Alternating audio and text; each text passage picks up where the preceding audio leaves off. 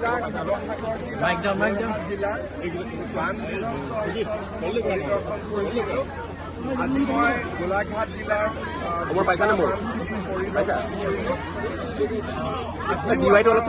চিন্তা এটা হৈ আছে যে যদি নেপটোৱে পানী ৰিলিজ কৰে তেতিয়াহ'লে কিমান আমি ক্ষতিগ্ৰস্ত হ'ব লাগিব।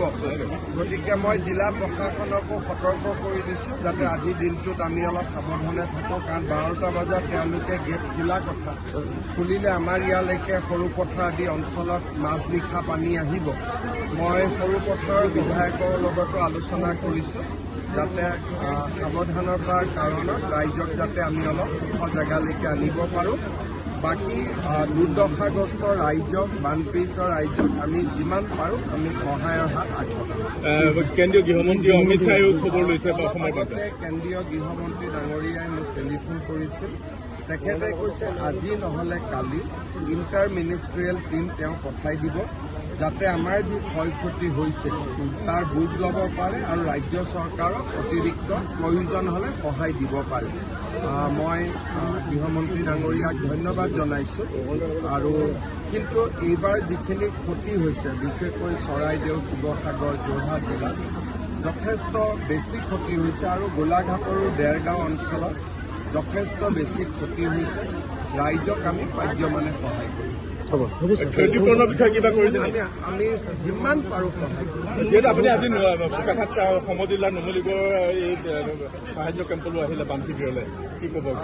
ইয়াতে আমাৰ পাৰঘাট গাঁৱত সদায় পানী ক্ষতি কৰে। মই এটা স্থায়ী সমাধানৰ কাৰণে ওখ ৰাস্তা ঘাট বনোৱাৰ কাৰণে মই চেষ্টা কৰিম। আজি নহ'লে কালি পঠিয়াম বুলি কৈছোঁ। নুমলীগড় গহপুৰৰ যিহেতু কেন্দ্ৰীয় কেবিনেটেও বুঢ়ী কানেলৰ অনুমোদন দিছে, কেতিয়াৰ পৰা টেণ্ডাৰৰ কামত এইটো বহুত টান কাম। আৰম্ভ কৰোঁতে 2-3 বছৰ লাগিব। কিন্তু মানে তাৰ ড্ৰয়িং, ডিজাইন আৰু ৱৰ্ল্ডত এইটো ছেকেণ্ড হ'ব। গতিকে ই এটা প্ৰক্ৰিয়াৰ মাজেৰে হ'ব, কিন্তু এলিভেটেড কৰিডৰৰ টেণ্ডাৰ 2-এদিনতে খুলিব। দেখা গৈছে যে কলিয়াবৰৰ পৰা নুমলীগড়লৈকে এলিভেটেড কৰিডৰ আৰু 4 লেন হ'ব, কিন্তু ক্ষতিপূৰণৰ ক্ষেত্ৰত মানুহে কিছু সমস্যা। ক্ষতিপূৰণটো জনেল ভেলুৱেশ্যন দি হয়। গতিকে কি ধৰণৰ জনেল ভেলুৱেশ্যন আছিলে সেই বিষয়ে অলপ কথা পাতিব লাগিব। মোক ইয়াতো মেমৰেণ্ডাম দিছে।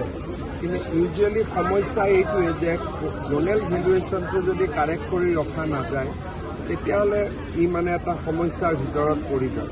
তথাপিতো আমি চেষ্টা কৰিম ৰাইজক কেনেকৈ সহায়